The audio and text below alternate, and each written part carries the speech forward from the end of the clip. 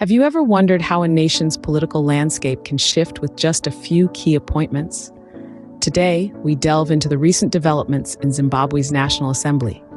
In a significant move, the Zimbabwe Electoral Commission, or ZXC, has declared the appointment of 6 new lawmakers from the Citizens Coalition for Change, headed by Tshabangu.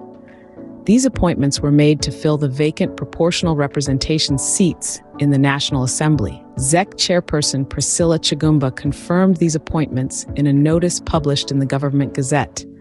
The notice stated that these individuals, nominated by the Citizens Coalition for Change, have been appointed to fill the vacancies that occurred following the recall of incumbent members.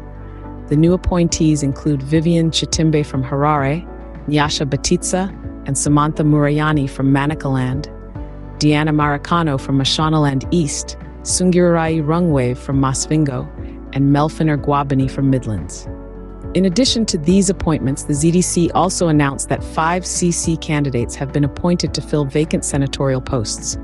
These include Tambudzai Kunaka, Marisi Zwizwai, and Moses Manyengavana from Harare, along with Spiwe Munemo and Tawanda Bvumo from Mashonaland West. These appointments are not just about filling seats. They represent a significant shift in the political landscape, potentially bringing fresh perspectives and new ideas to the table. In summary, the Zimbabwe Electoral Commission has taken an important step by appointing 6 new lawmakers and 5 senators from the Citizens Coalition for Change.